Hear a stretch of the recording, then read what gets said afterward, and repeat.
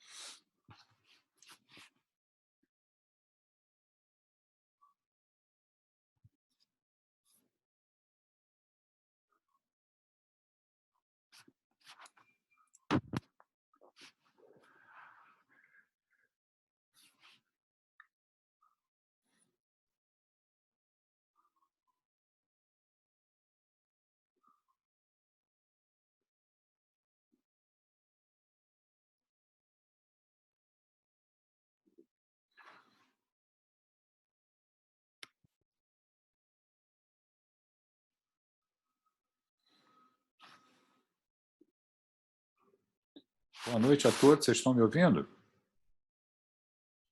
Sim, estamos ouvindo. Boa noite, professor. Estamos ouvindo, sim. Boa, boa noite. Boa noite. Vamos aí para mais uma atividade remota, né? Boa noite, professor. Boa noite a todos. Boa noite, boa noite. E nós vamos apresentar um caso clínico, e a partir desse caso clínico, nós vamos ver temas que estão relacionados ali ao caso clínico, e nós vamos explorar um pouco esses temas, né? Falando de aspectos que se atêm ao raciocínio clínico, quer dizer, o médico que atende o paciente, como é que é esse processo decisório, quais são as atitudes que ele deve tomar, né? E como é que ele raciocina. Então, é isso que eu vou mostrar para vocês. A partir de um caso clínico, a gente tem um leque muito grande de possibilidades para discutir temas relacionados a várias patologias. Eu primeiro vou ler o caso, e nós vamos dividir em duas partes, né? Alguns temas nós vamos discutir hoje. Nós teremos hoje 3 aulas, né, com temas relacionados aí ao caso clínico. E na outra aula a gente vai ter uma outra discussão com os outros temas que também estão relacionados ao caso clínico. Então, vocês vão ver que um caso dá margem a uma discussão grande a respeito do que fazer com o doente. Tá? São 7 horas, eu vou compartilhar a tela com vocês e vou começar a leitura do caso. Então, vamos lá. Eu vou aqui interromper o meu vídeo. Vou compartilhar a tela.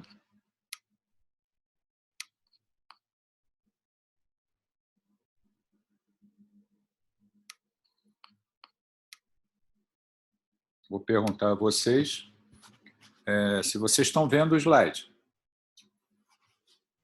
Estamos sim, professor. Ok. Sim. Eu vou ler o caso clínico. São dois slides só, o caso clínico, né? E depois a gente dá andamento. É um paciente masculino de 54 anos, destro, casado, pardo, motorista de caminhão, natural de Volta Redonda. Queixa principal o paciente foi trazido pela filha com desmaio e dormência nos pés. História da doença atual. O paciente deu entrada no pronto-socorro com sonolência e confusão mental iniciado há 1 hora. A filha refere que encontrou o pai desacordado em casa e que antes havia escutado um grito e correu para a casa do pai, que é nos fundos da sua casa. Em poucos minutos, a filha conseguiu acordá-lo, mas este estava sonolento e por isso o trouxe ao hospital. Houve mordedura de língua, liberação esfincteriana no momento do episódio e, posteriormente, cefaleia e mialgia.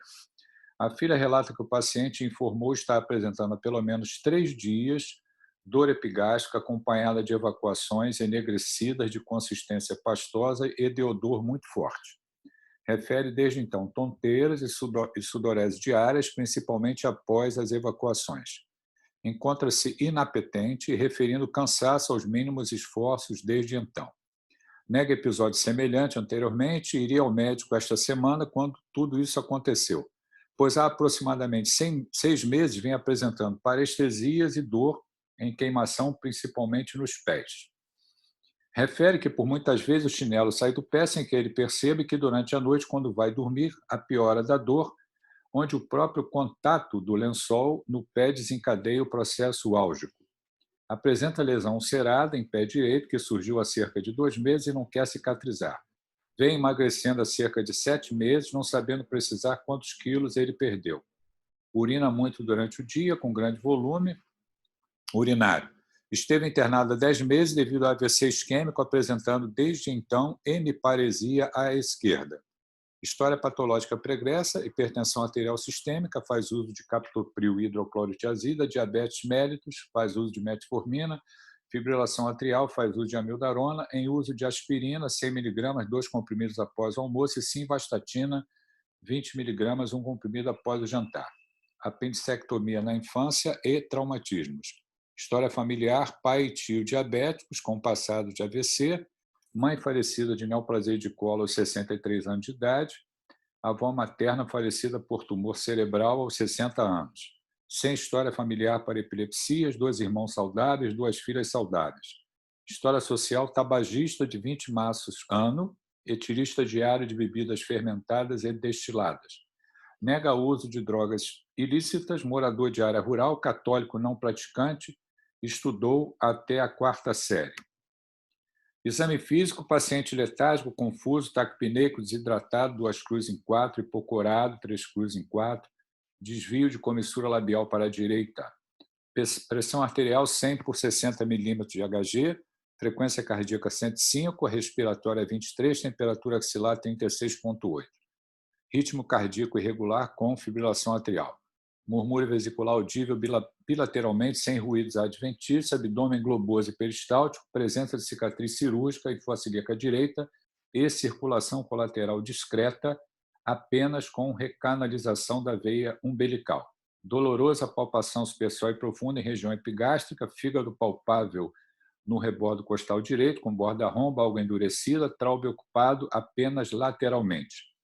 Toque retal com fezes negras em dedo de luva, catalase positiva, exame neurológico, mini mental 12 para 30, aliás, 18 para 30, marcha hemiparética ceifante à esquerda, estática, sinal de Romberg sem latência, força grau 3 no dimídio esquerdo, espasticidade à esquerda no membro superior esquerdo maior do que membro inferior esquerdo, eudiadococinesia, hiperreflexia bicipital e patelar esquerda, arreflexia aquileo-bilateral, sinal de Babinski à esquerda, hipoestesia e hipopalestesia simétrica distal nos membros inferiores, paralisia facial do tipo central à esquerda. Bom, como eu comentei com vocês, vários problemas médicos podem ser discutidos a partir desse caso clínico. Então, a gente tem aqui uma série de patologias que a gente pode discutir, né? Nós, lá no primeiro caso clínico, a gente discutiu bastante aspectos relacionados ao diabetes mellitus, né? E nós não vamos, nesse caso clínico, dar um foco maior em relação ao diabetes. A gente vai discutir essas outras patologias. Hoje, nós vamos discutir 3 dessas patologias. A primeira que a gente quer destacar é o fato, na história do paciente, na história social, dele ser etilista diário de bebidas fermentadas e destiladas, né? E aí a gente tem a oportunidade de discutir a doença hepática crônica, a cirrose hepática, que, no caso em questão, pode estar relacionado à ingestão de álcool. Bom, então vamos lá. O primeiro tema. Quer dizer, imaginem que você está atendendo o doente, decisões vão ser tomadas em relação à conduta, internação, o que vai fazer com o doente, né? O doente foi hospitalizado, mas na medida em que eu obtenho esses dados e examino o paciente, uma série de informações precisam ser processadas. Isso faz parte do raciocínio clínico. Eu já comentei com vocês, para que a gente possa ter um diagnóstico e decidir as intervenções terapêuticas, a gente tem que ter um armazenamento de dados, né, que é oriundo de estudos que nós fizemos, de casos que nós vimos, experiências anteriores que nós aprendemos com os nossos preceptores, com os médicos mais experientes, para que a gente possa chegar naquele momento e raciocinar. Está incluído, né, lá atrás, aspectos da fisiologia, quer dizer, quais são as principais funções do fígado no nosso organismo. São várias, como está listado, são várias como estão listadas aqui nesse slide, né? Metabolismo dos nutrientes e vitaminas, inativação de várias substâncias, síntese das proteínas plasmáticas e também um papel na imunidade com as células de Kupfer, né? Aqui nós temos etiologias comuns da doença hepática crônica, da cirrose hepática, né? Como principais causas, nós temos as hepatites virais, a B e C, e também temos o etilismo colocado ali com um percentual de 18%. Chama a atenção também, com um número crescente de casos, da doença da esteatose hepática não alcoólica, evoluindo para uma esteatohepatite e causando também a doença hepática crônica. O que ocorre a nível parenquimatoso hepático, né? O que faz com que o doente evolua com essa forma de doença hepática crônica que a gente chama de cirrose? Quer dizer, ali, o que acontece? A gente, para que possamos entender, a gente tem que olhar alguns aspectos relacionados ao fígado, propriamente dito. Aqui está se mostrando nesse slide a nutrição, né? O sangue que chega ao fígado através da artéria hepática e também da veia portal. Quer dizer, ali nós temos o intestino, nós temos a nutrição da alça intestinal, nós temos a absorção de nutrientes, e esses nutrientes, através da veia intestinal, passam ali pela veia portal.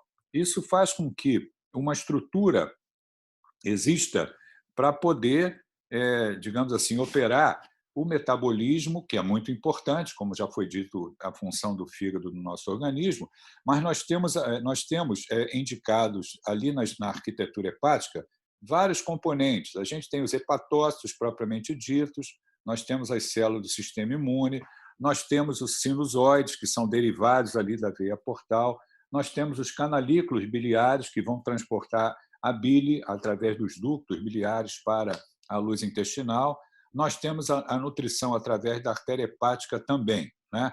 E aqui uma célula, o hepatócito, com essas estruturas e as suas organelas, né, dentro da célula. E o que acontece quando existe um insulto, né? O que acontece em termos de patogenia que faz com que o fígado tenha lá a fibrose hepática, o acúmulo de tecido colágeno, e destrói a arquitetura e compromete a função do fígado. Além de comprometer a função hepática, também faz com que ocorra o que a gente chama de hipertensão portal. Então, eu tenho a destruição do parênquima hepático, a fibrose, ocupando ali esse parênquima, né?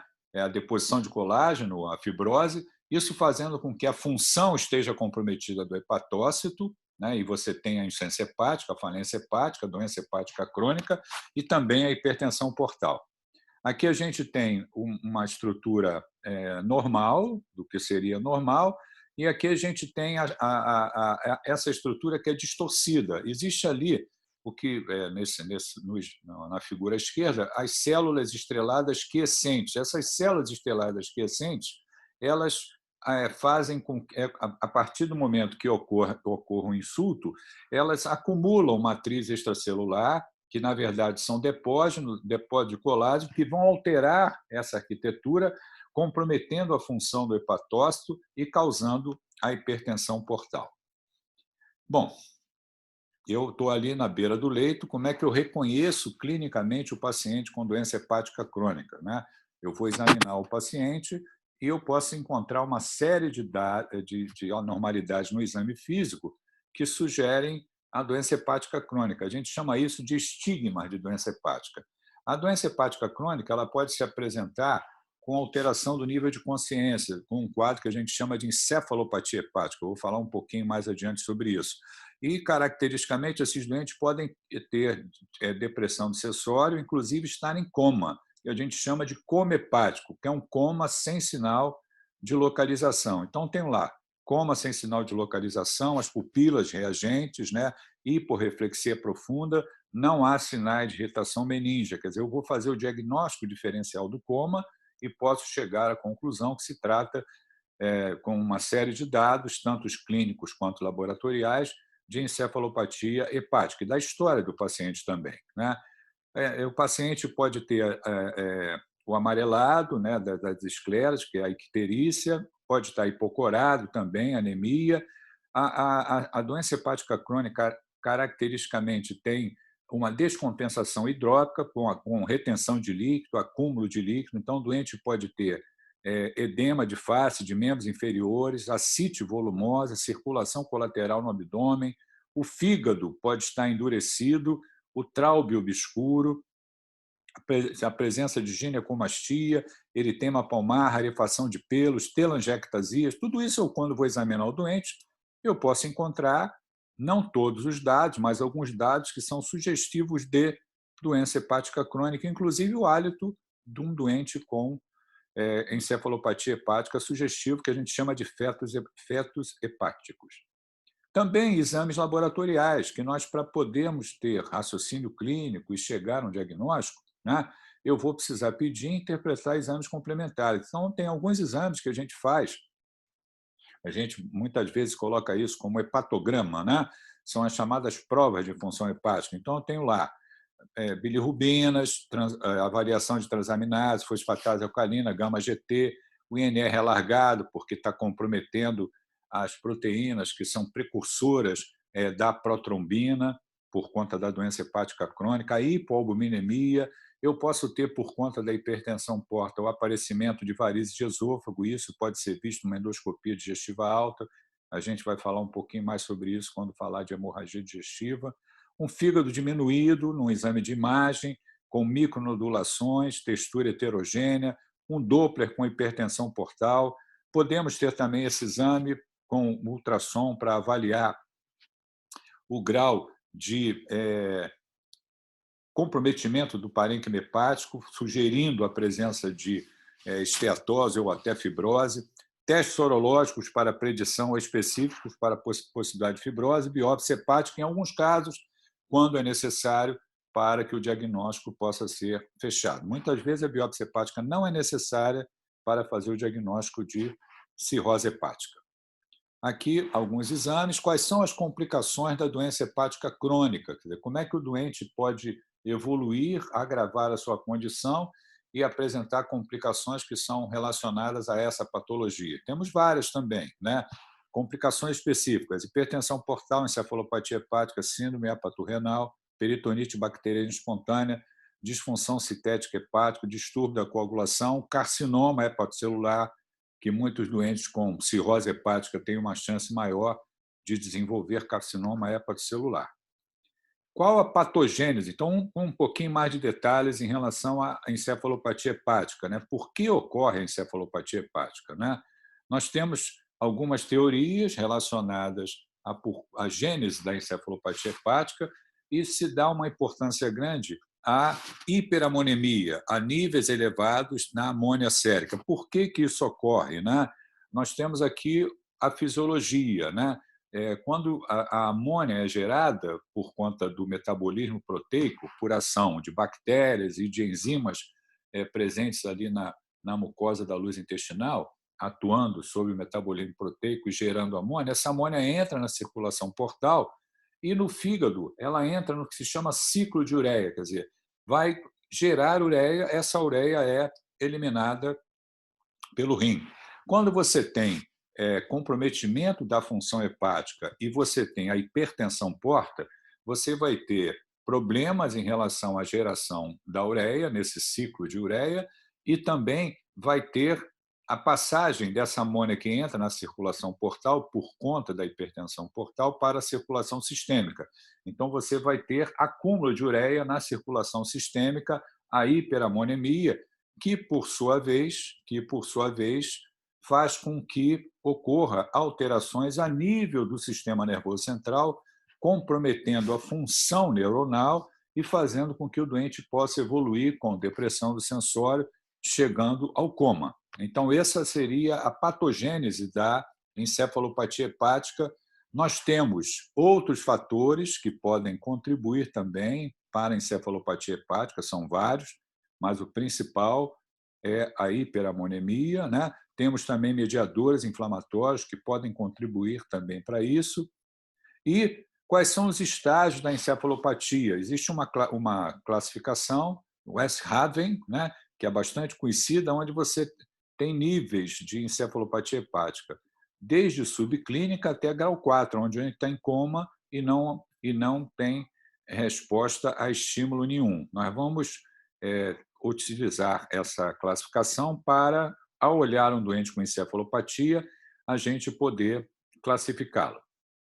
Bom, o que eu faço na encefalopatia hepática, né? Qual é a conduta? A primeira atitude é oferecer o suporte, porque o doente está em coma, fazer o diagnóstico diferencial do coma e procurar evidências de doença hepática, clínica e laboratorial, que foi o que eu acabei de falar. Então, eu estou lá com um doente com alteração de sensório e ele está cheio de estigmas de doença hepática crônica, um laboratório sugestivo dele. Então, aquele caso pode se tratar de encefalopatia hepática. Eu tenho que fazer o diagnóstico diferencial, algumas vezes fazer exame de imagem, algumas vezes não, fazemos exame de imagem, a tomografia para excluir outras possibilidades também que podem levar à depressão do sensório, como, por exemplo, acidente vascular encefálico. A segunda atitude, identificar o fator desencadeante, porque os doentes com doença hepática crônica que evoluem com encefalopatia, eles têm um fator que contribuiu para esse agravamento. Então, a gente precisa identificar e avalia a possibilidade de progressão da doença, porque eu posso estar no estágio final da doença e o doente está fazendo encefalopatia porque ele está no estágio terminal, ou então porque está evoluindo com tumor, por exemplo, o carcinoma hepatocelular faz com que o doente também agrave a sua condição. Na prática clínica, vai recair essa possibilidade de identificar o fator desencadeante e tratar sobre algumas condições, principalmente infecção e hemorragia digestiva. Então, eu vou admitir o doente, eu vou procurar o fator desencadeante. Vou tratar. Se é uma infecção, eu trato. Se é hemorragia digestiva, eu também vou tomar providências para resolver por que o doente sangrou, e isso contribuiu também para a encefalopatia hepática. A terceira atitude é observar a resposta ao uso de drogas para tratamento da encefalopatia hepática. E aí nós temos duas drogas que são utilizadas.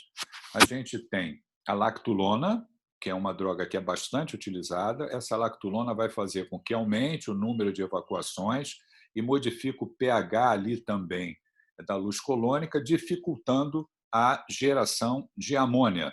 E temos também drogas antimicrobianas que podem ser utilizadas, como o metronidazol, para diminuir a população de bactérias na luz colônica, para que diminua também a produção de amônia. Então, eu vou tratar o doente e observar a resposta, lançando mão de drogas, principalmente da lactulona e do antimicrobiano, que é o metronidazol. Como está colocado aqui, existe uma explicação por como que a lactulona funciona, como que o metronidazol funciona também, que foi o que eu acabei de falar.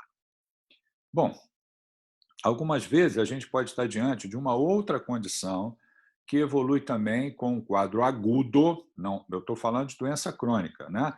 Mas a gente pode ter um quadro agudo, que a gente chama de falência hepática aguda, quer dizer, eu tenho comprometimento da função hepática de maneira aguda.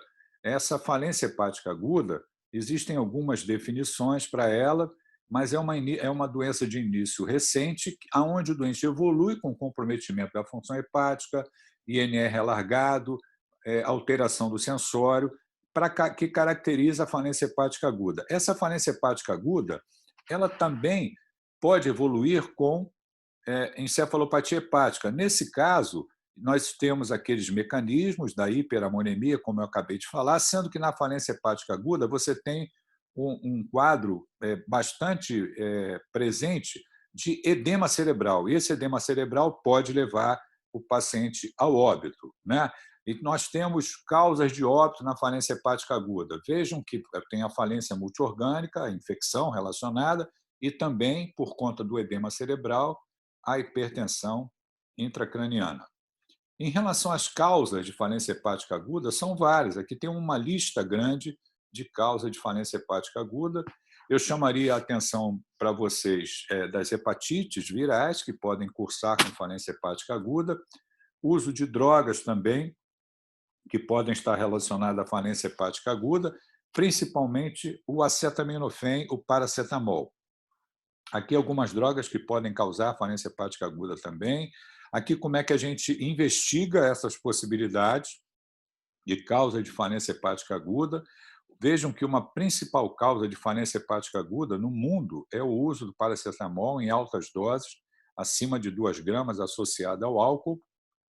E quando nós temos essa como causa da encefalopatia, da falência hepática aguda relacionada ao uso de acetaminofém, a gente pode usar para tratamento, como está colocado nessa tabela, que funciona, a N-acetilcisteína, como uma terapia específica para a falência hepática aguda relacionada ao uso do paracetamol ou acetaminofém. Como está colocado aqui. Aqui um estudo que fala sobre isso.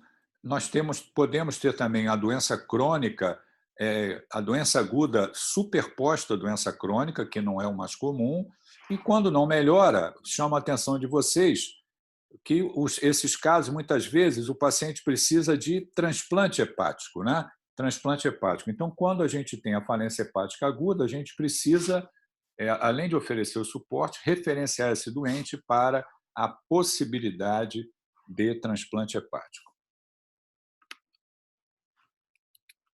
Bom, antes de eu progredir para o segundo tema, eu vou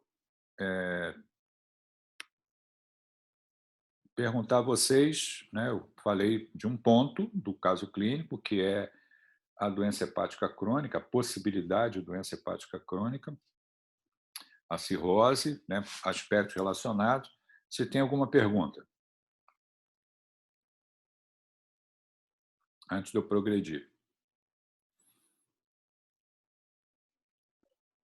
Acho que ficou claro, professor. Então, nós vamos para o segundo tema, que pode estar relacionado ali também. Então, vamos lá. Vou compartilhar a tela com vocês aqui. Compartilhar.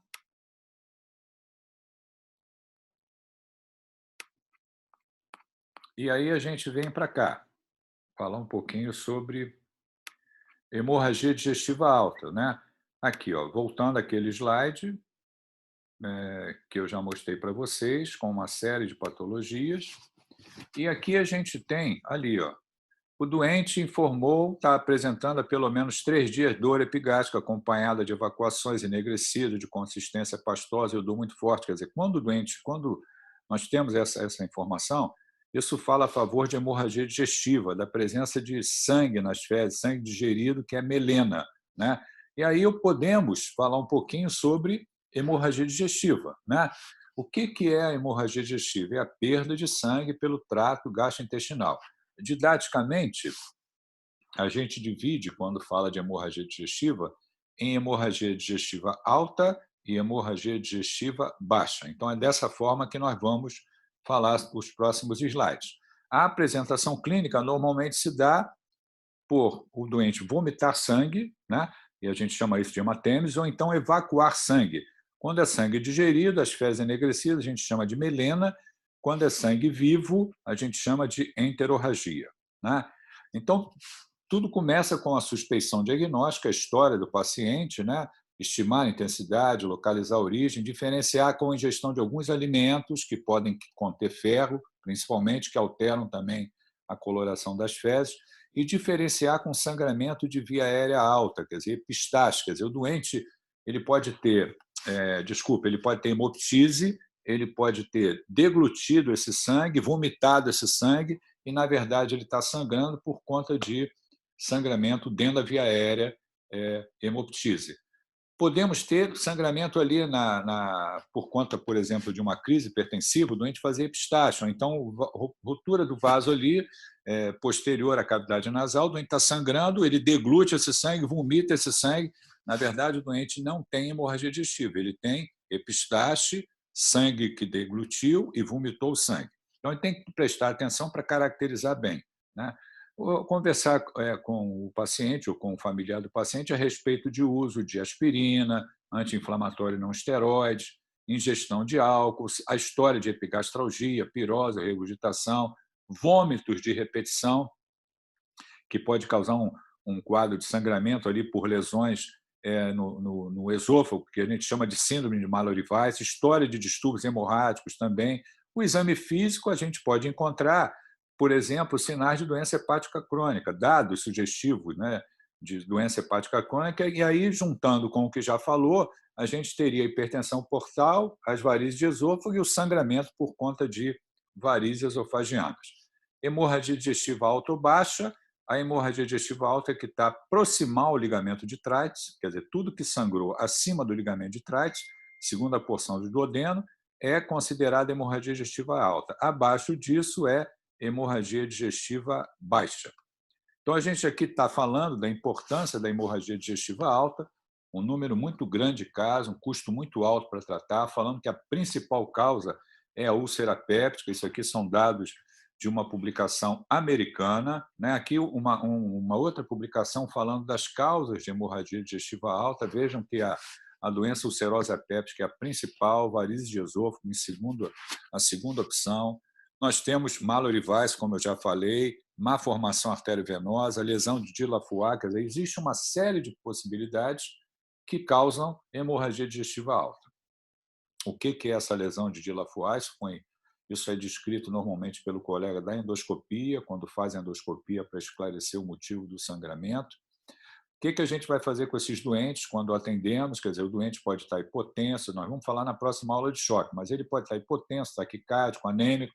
Então, nós vamos, diante da hemorragia digestiva, a gente vai ressuscitar esse doente, providenciar um acesso venoso, observar se a via aérea está segura, fazer coleta de sangue para tipagem sanguínea, avaliar o uso de hemoderivados, vamos olhar a coagulação também, ver se não é necessário corrigir a coagulação com, por exemplo, reposição de plasma, monitorar esse doente, porque se ele sangrou, ele pode continuar sangrando, o quadro se agravar e levar o paciente ao óbito, né?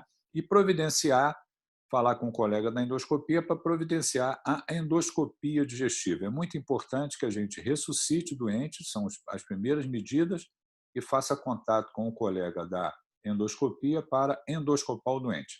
Essa endoscopia ela vai trazer informações da origem do sangramento, o motivo do sangramento, e com o decorrer do tempo, a endoscopia digestiva também se tornou um método terapêutico. Então, ao mesmo tempo que se faz o diagnóstico, também se providencia o tratamento da lesão. Existem algumas possibilidades que são colocadas ali à disposição do endoscopista, que ele usa para o doente parar de sangrar, né? Então, estabelecer o diagnóstico é o que a gente chama de terapia endoscópica, né? Aqui, só para ilustrar, um sangramento por uma úlcera gástrica, um sangramento de uma úlcera que sangrou, uma úlcera duodenal com vaso visível. Quando isso é visto na endoscopia, isso fala a favor de uma chance alta de ressangramento, então essa lesão tem que ser tratada endoscopicamente. Aqui uma lesão, uma úlcera com baixo risco de sangramento. Aqui uma série de opções que o colega da endoscopia tem para a terapia endoscópica. Então, ele vai endoscopar e vai utilizar uma dessas técnicas aí para o doente parar de sangrar ou não sangrar novamente quando ele encontra ali aquele vaso visível, né? Nós também vamos lançar mão de medidas, que são o uso de drogas, né?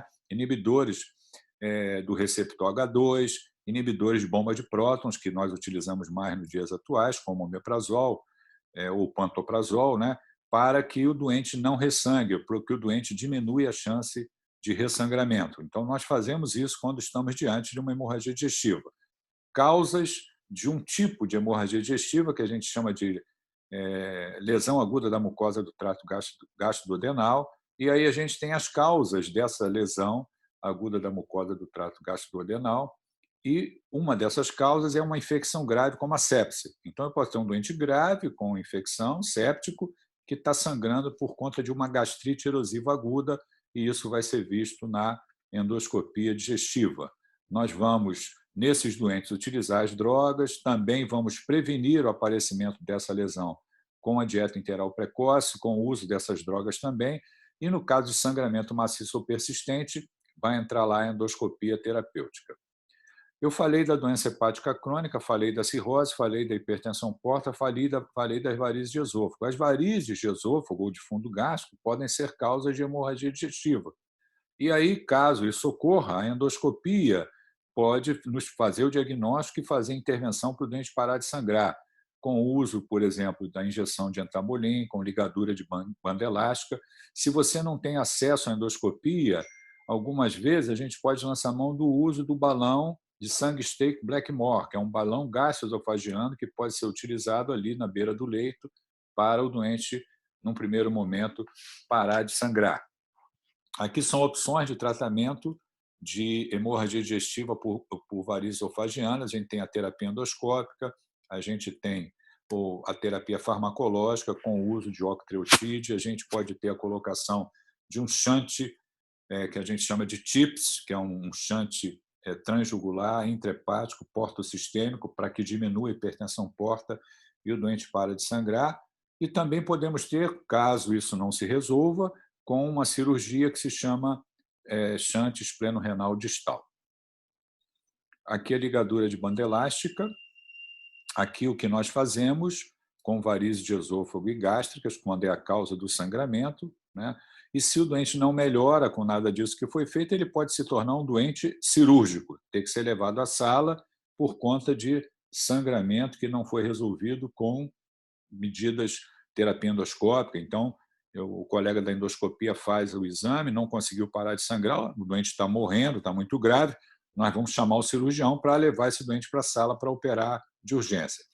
Os fatores prognósticos relacionados à hemorragia digestiva são vários, né? Quando você tem uma perda de sangue significativa, o doente evolui chocado, que a gente vai falar na próxima aula, o doente idoso, o doente com coagulopatia, o doente imunossuprimido, o doente que tem comorbidades, ou sangramento que retorna durante a internação, quer dizer, recidivou o sangramento, isso é uma chance de complicação maior e de óbito.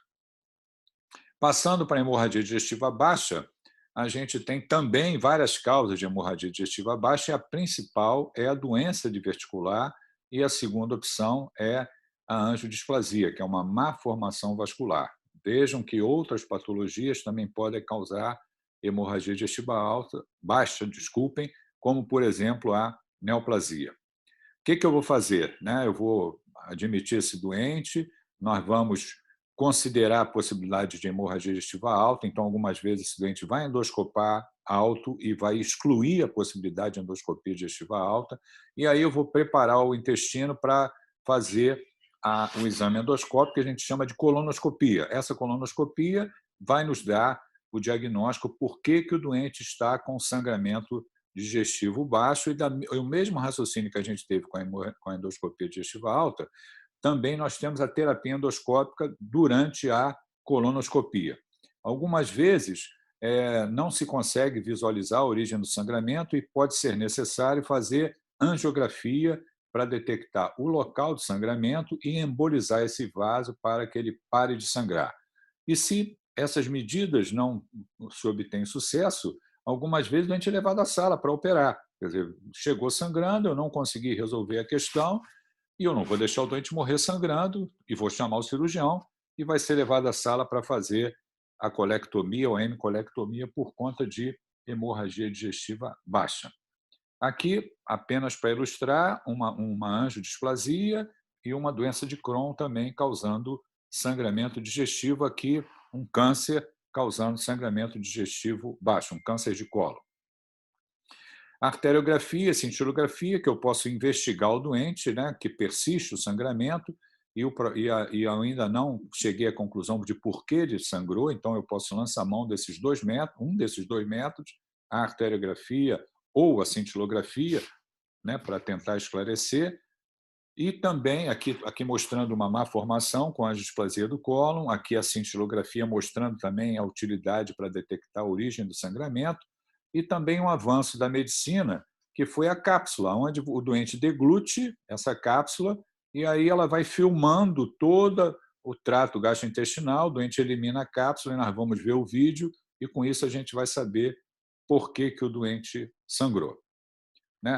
Os casos que vão para a cirurgia por hemorragia digestiva, eu já comentei alguns itens, só para reforçar, é o doente que tem sangramento incontrolável, com as medidas tomadas, pacientes idosos com estigmas na endoscopia digestiva alta de alto risco de ressangramento, casos que não respondam e necessitam de múltiplas hemotransfusões nas primeiras 24 horas, pacientes com sangramento recidivante significativo em um intervalo de tempo curto, e avisar o cirurgião sobre o caso, para que ele fique ciente e, se for necessário, tome as providências.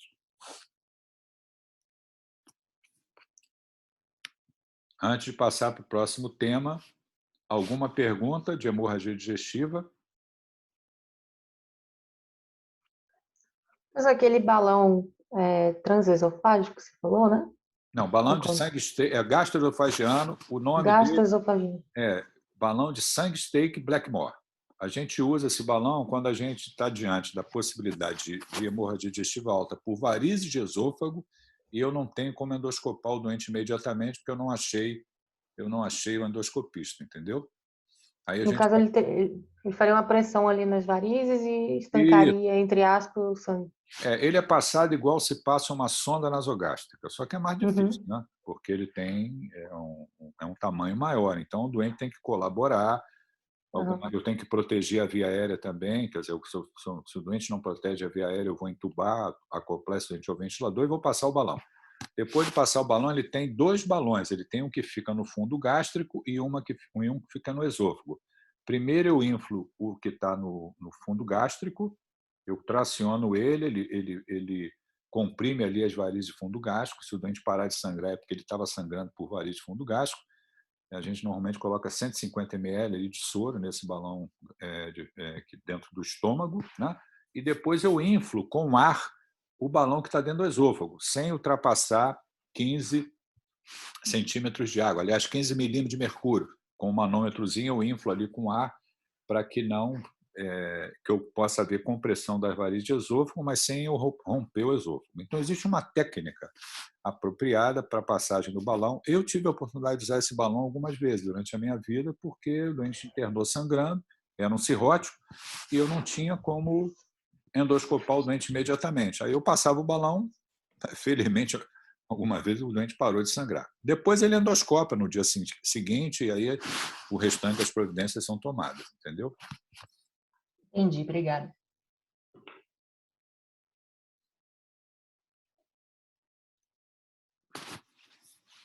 Bom, o terceiro tema está relacionado ao caso também. Vamos lá.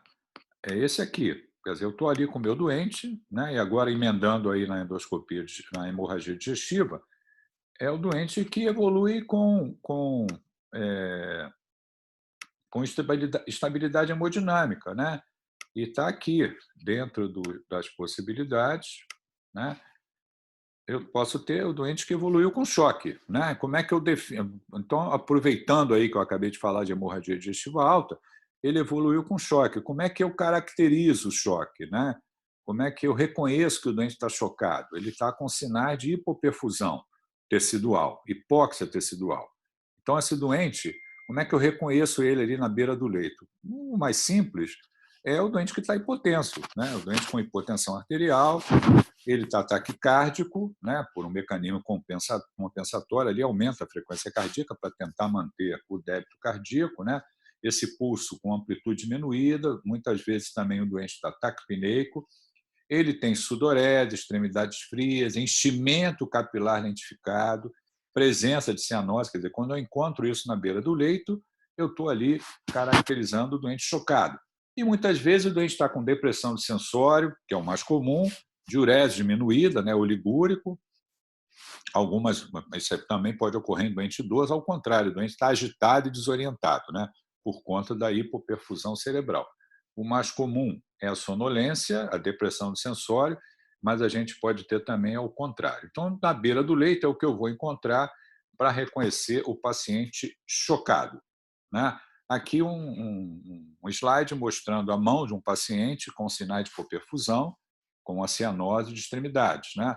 E como é que a gente define o choque? É uma condição em que ocorre uma intensa e generalizada redução da perfusão tecidual efetiva e inicialmente reversível. Quer dizer, é o seguinte, quando eu reconheço o choque, eu vou tomar providências para reverter aquilo, né? Para tratar, abordar a causa, já vou falar, para que o doente melhore e estabilize a sua condição hemodinâmica. Porém, quando essa inicialmente reversível, que quando se torna-se prolongada, leva à lesão celular irreversível. Então, o choque é o caminho do óbito.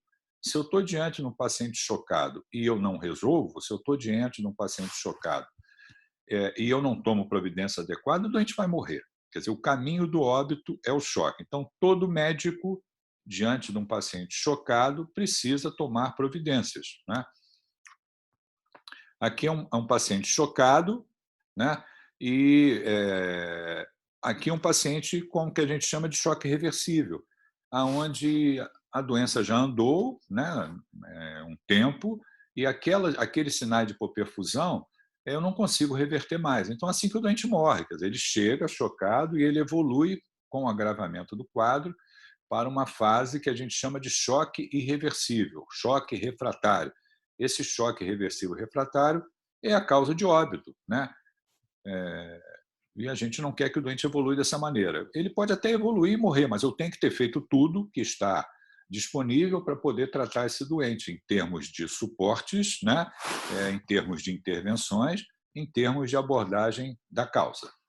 Bom, aqui lá indo, a medicina vai lá atrás na fisiologia, né? Como é que funciona a nossa fisiologia, o nosso aparelho circulatório, né? Eu tenho ali o papel do sangue, né? De transportar para as células os nutrientes e o oxigênio. Então, como é que a célula funciona? Ela recebe oxigênio e nutrientes, leia-se glicose, para manter a sua integridade, né? A produção de energia, geração de ATP, e aí estamos todos vivos aqui conversando, né?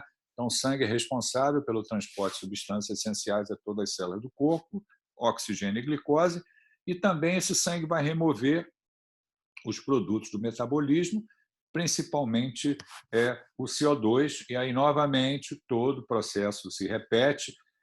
Nós temos a grande circulação, a pequena circulação, ali a nível pulmonar, vai ocorrer a hematose, a eliminação do CO2, a absorção de oxigênio, e, novamente, tudo ocorre novamente, né?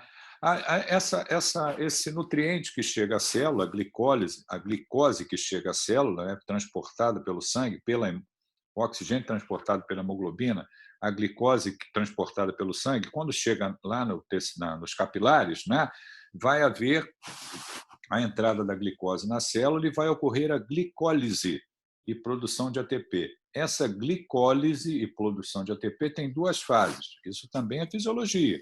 Uma fase anaeróbica, que não é dependente de oxigênio, onde vai se produzir pouco ATP, que vai até piruvato. E depois esse piruvato vai entrar na mitocôndria, e aí tem o ciclo de Krebs, a fase aeróbica, dependente de oxigênio, onde você vai ter uma produção muito maior de moléculas de ATP, geração de energia, para que seja mantido a integridade dos tecidos e a viabilidade celular. Então, é assim que nós funcionamos, assim que o nosso organismo funciona, dependente de oxigênio para geração de ATP. Essa geração de ATP é que faz com que tudo funcione de maneira adequada. Aqui a grande circulação, né? A gente tem o lado arterial da circulação, os capilares e o retorno do sangue à circulação central. E também temos a circulação pulmonar. O mecanismo ali, o coração, que é uma bomba de fluxo pulsátil que vai fazer com que esse sangue seja distribuído a todo o organismo. Aqui nós temos o coração, as cavidades cardíacas, lado direito da circulação, lado esquerdo da circulação. Temos o ciclo cardíaco, a sístole, a diástole, o enchimento das cavidades para que haja a ejeção, o fluxo de sangue aos tecidos, né? Aqui é o sístole e diástole. E aqui é muito importante que vocês entendam, né, como é que é gerado esse volume de sangue que é ejetado ao coração, pelo coração, que a gente chama de volume sistólico. A gente tem esse retorno de sangue ao coração, que a gente chama de pré-carga, que vai encher a câmara cardíaca. A contratilidade do músculo cardíaco, que é intrínseco ali do músculo cardíaco, é a pós-carga, que é a resistência imposta a esse fluxo de sangue. Então, isso se chama determinantes do débito cardíaco, determinantes do volume sistólico, pré-carga, pós-carga e contratilidade. O volume sistólico vezes a frequência cardíaca é igual ao débito cardíaco, que são tantos litros por minuto. Então, um adulto normal, quanto é o débito cardíaco? 5 litros por minuto. Como é que foi gerado esse débito cardíaco? Volume sistólico vezes os batimentos cardíacos naquele minuto, vezes a frequência cardíaca. E os determinantes do volume sistólico são pré-carga, contratilidade e pós-carga. Então, o sangue, lado esquerdo da circulação, chega ali aos capilares, por difusão, o oxigênio chega às células, aos tecidos, ali no leito capilar, os nutrientes também, a glicose.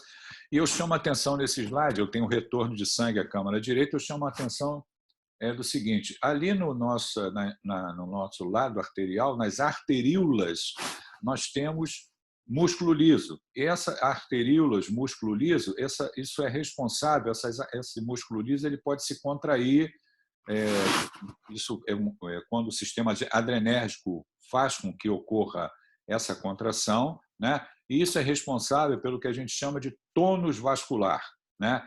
Esse tônus vascular ou resistência vascular sistêmica, eu já mostrei ali para vocês que é um determinante do volume sistólico. Então, essa resistência vascular sistêmica ela é representada por quê?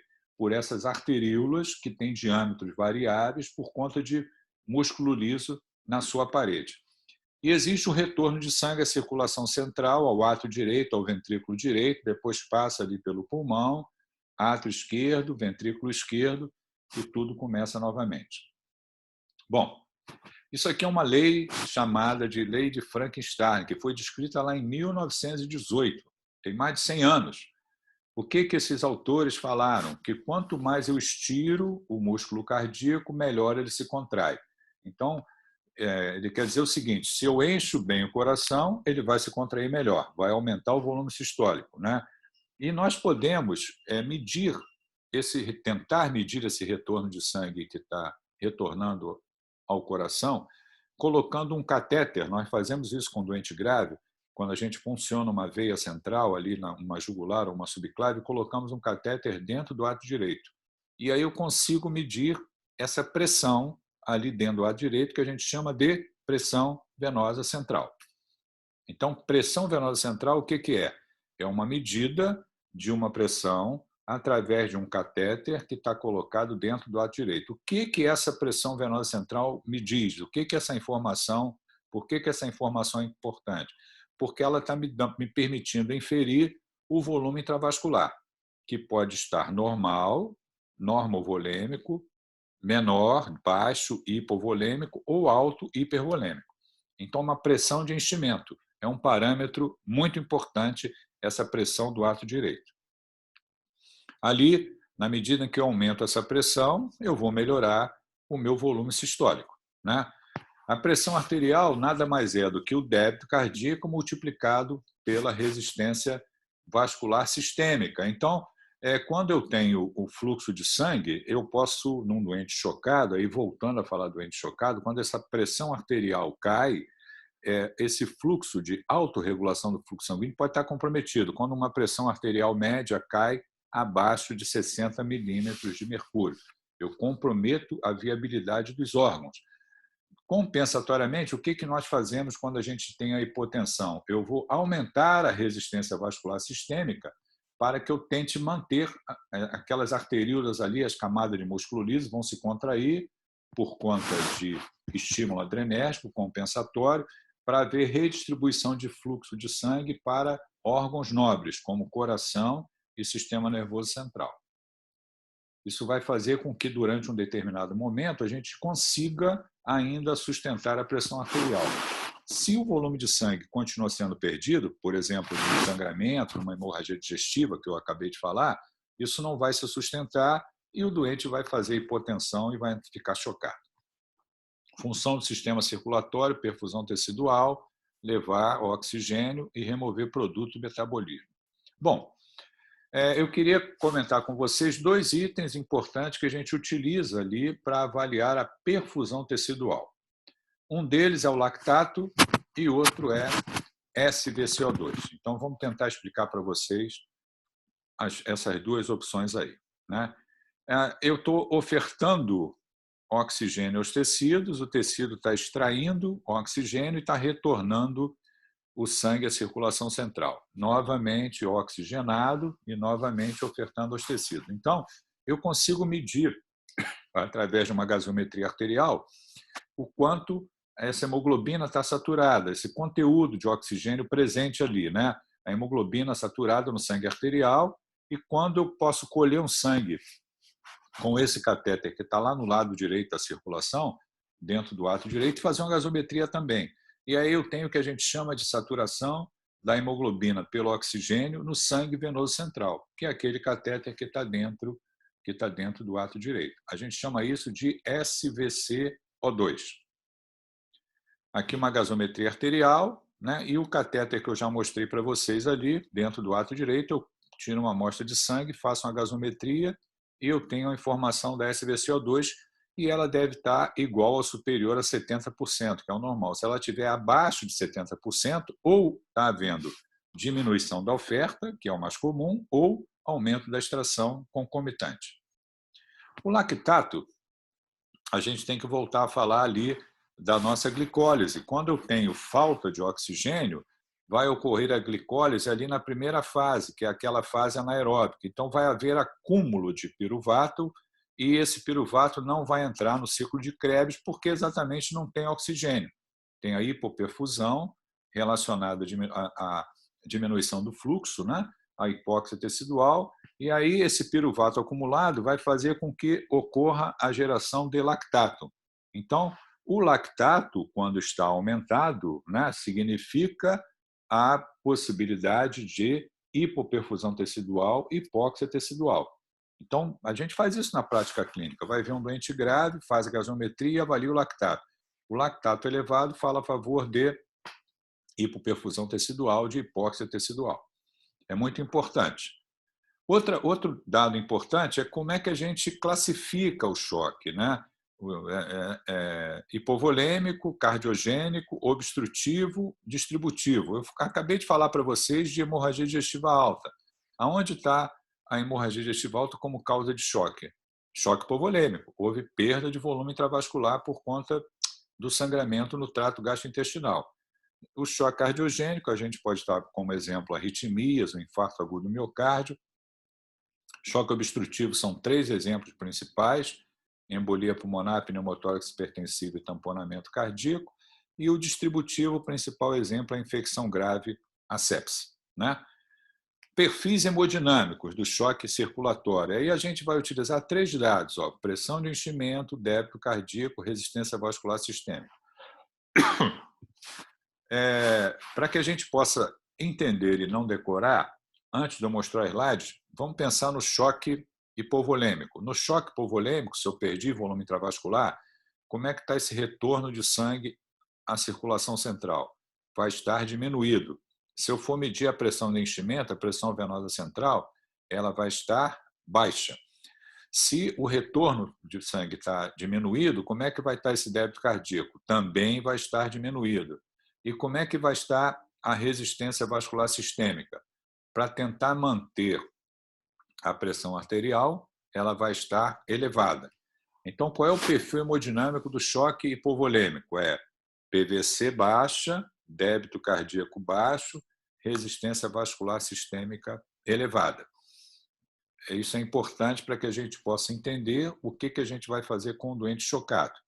Aqui os tipos de choque e aqui os perfis hemodinâmicos. O que eu quero que vocês guardem é do perfil hipovolêmico. E também a gente precisa, né, nunca deixar de avaliar os sinais de hipoperfusão, que é os marcadores de perfusão tecidual, lactato e SVCO2, que eu também já acabei de explicar. Então, nós vamos sair aqui. É muita informação, né, para que vocês possam fazer perguntas. Acabei de falar sobre choque, mas nós falamos sobre 3 temas: doença hepática crônica, coma hepático, né, caracterização, classificação do coma hepático, as atitudes que eu tenho que tomar diante do coma hepático, primeira atitude, segunda atitude, terceira atitude. Falamos de hemorragia digestiva, alta e baixa, as causas, intervenções, endoscopia, possibilidades. E falamos agora do choque, né? Como é que a gente caracteriza o choque, né? As atitudes que a gente tem que tomar, né? Os determinantes ali do volume sistólico, como é que a gente avalia a perfusão tecidual, SVCO2, lactato, a glicólise, né, que eu expliquei para vocês, os tipos de choque e os perfis hemodinâmicos, levando em consideração pressão venosa central, débito cardíaco, resistência vascular sistêmica. Dúvidas?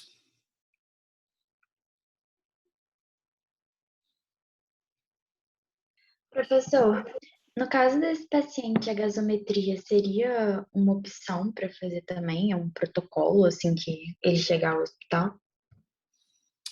Você pode repetir a pergunta, Natasha? No caso desse paciente, fazer a gasometria acrescentaria alguma coisa? Sim, sim. Até porque ele tem ali no histórico dele, ele tem a possibilidade de ter feito hemorragia digestiva. Então, muitas vezes, esses doentes que se apresentam com hemorragia digestiva, eles se apresentam com sinais de hipovolemia. Dentro da hipovolemia, você pode ter já alguns dados que são revelados pela gasometria arterial, como, por exemplo, acidose metabólica. eu vou ver se existe hipóxia ou não, vou ver se existe retenção de CO2 ou não, vou ver os níveis de lactato desse doente, se estão normais, vou ver o base excess, o nível de bicarbonato, quer dizer, a gasometria é muito importante. Vai me dar dados relativos também à saturação, né, da hemoglobina no sangue arterial, o pH, né, que é muito importante. Então, são itens ali da gasometria que a gente pode raciocinar. Tá bom, obrigada. Nada. Podem perguntar mais, fiquem à vontade.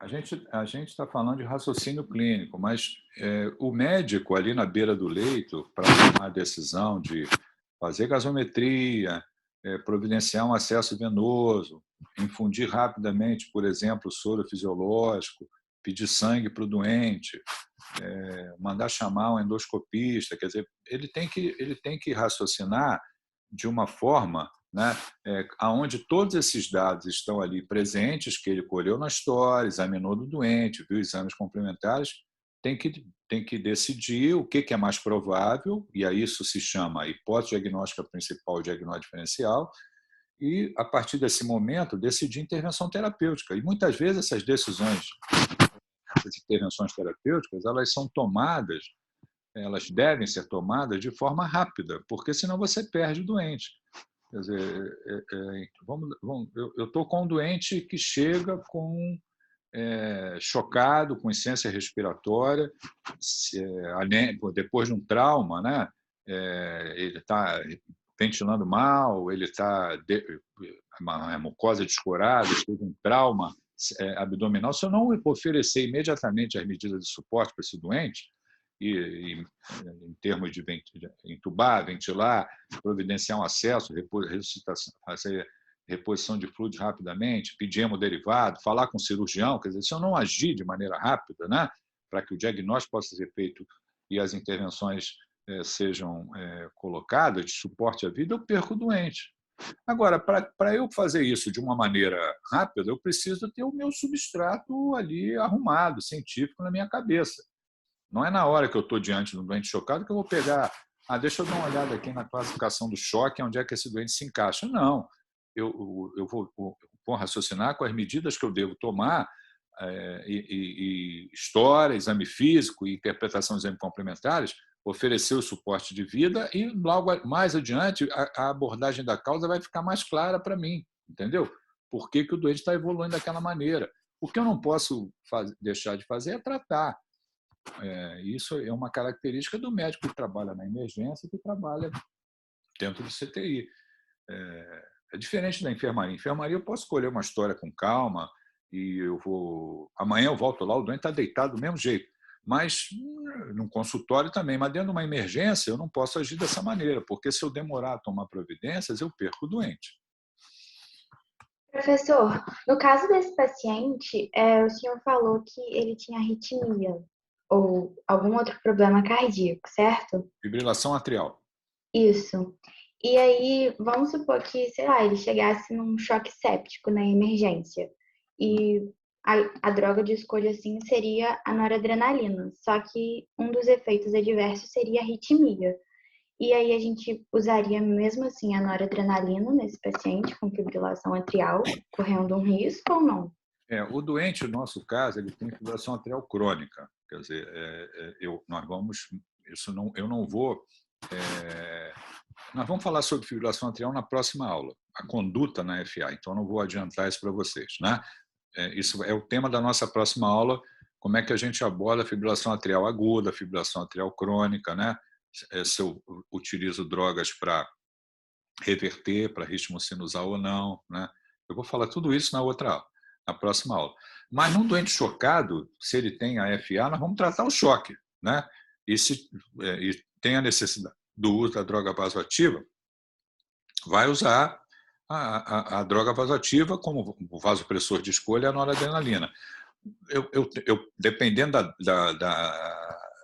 da dose que eu administre, né, de noradrenalina, eu posso ter como um efeito relacionado a isso um aumento da frequência cardíaca. Então, se o doente tem fibrilação atrial, o que vai acontecer é que ele vai ficar com uma resposta ventricular alta.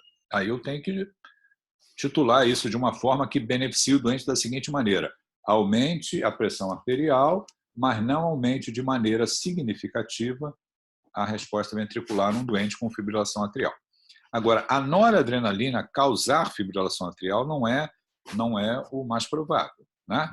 Não é mais provável. No nosso caso é FA crônica, então eu vou tratar, vou usar nora, o que vai acontecer é melhorar a pressão arterial e aumentar a frequência cardíaca.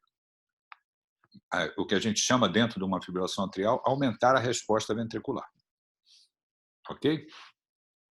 Ok, obrigada. Nada. Mais perguntas, por favor.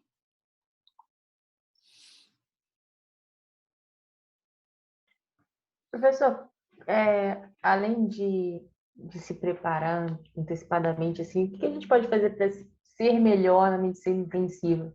Porque essa questão do raciocínio rápido e lógico assim, me preocupa, porque eu tenho um pouco de medo de chegar na hora e ainda mais quando a gente for para os primeiros plantões, né? Sempre rola aquela insegurança, será que isso que eu estou fazendo realmente é o certo? Olha, Mara, isso não tem assim. Todo mundo passa por isso, né? Vocês estão no início no primeiro terço do curso. Quando vocês forem entrarem dentro de um ambiente de emergência e posteriormente dentro de um ambiente de CTI e ver um doente sendo atendido rapidamente, um doente grave, certamente vocês vão estar acompanhados de pessoas que têm mais tempo, né? Dentro da atividade profissional. É o médico que está trabalhando ali, o residente que está trabalhando ali, e vocês vão acompanhar, vão ver o que vai ser feito, né, como é que está sendo decidido, né, as intervenções, as medidas de suporte à vida. As pessoas são treinadas para isso, né? São treinadas para isso. Se mais adiante, né, eu gostei de atendimento ao doente grave, eu passei pelo CTI, achei legal. Foi o meu caso, eu passei pelo CTI, achei ótimo, virou a minha especialidade.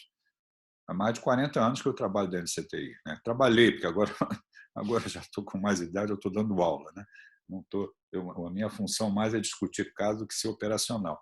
Mas tem pessoas que entram, gostam e escolhem que aquilo vai ser a sua atividade profissional. Vou fazer medicina intensiva. Então, como toda especialidade, você vai, digamos assim, se formar para exercer essa especialidade. Isso normalmente se dá através de residência médica. Termina, faz a prova, vai fazer residência em medicina intensiva, para que possa trabalhar com mais segurança, seja um especialista na área de medicina intensiva, entendeu? O que, aliás, é altamente necessário.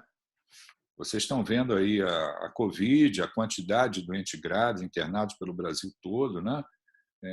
O ideal é que a gente tivesse mais pessoas especialistas em medicina intensiva. No Brasil, nós temos titulados em torno de 6.000 pessoas, um pouquinho mais do que isso, especialistas em medicina intensiva.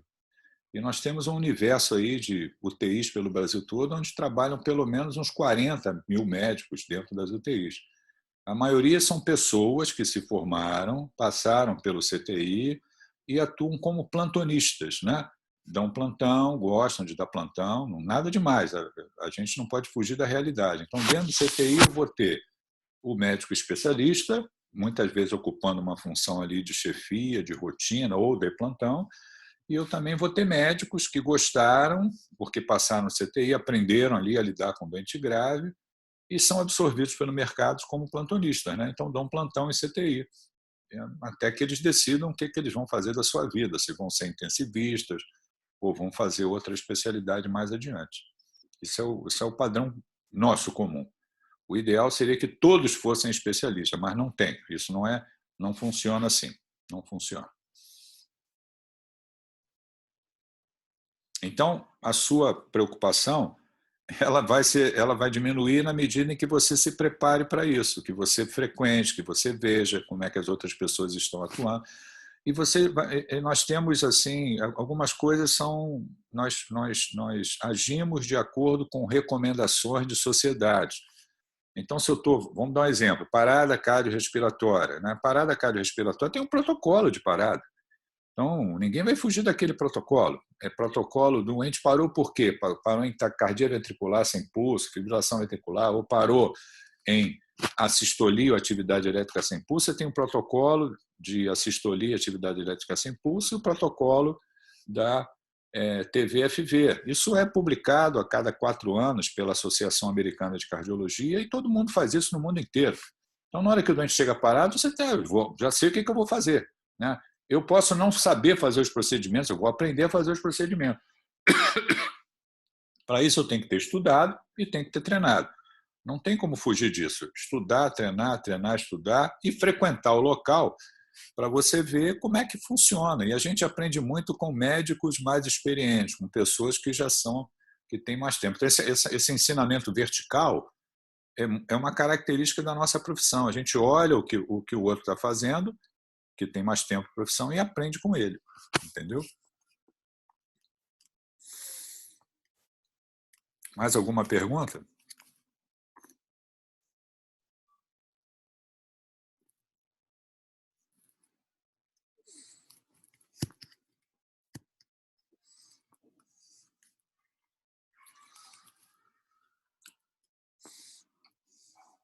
Não?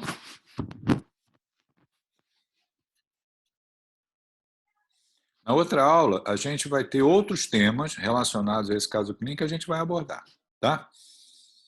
Então, se não tem mais perguntas, vocês podem botar presente ali e sair de sala, tá bom? Muito obrigado, então. Continue se protegendo aí, tá? Obrigado, Cuidado com professor. o Covid aí. Obrigada pela aula. Boa noite. Um abraço para todos vocês, né? Em breve a gente vai se ver. Quando tiver todo mundo vacinado, aí a gente se vê.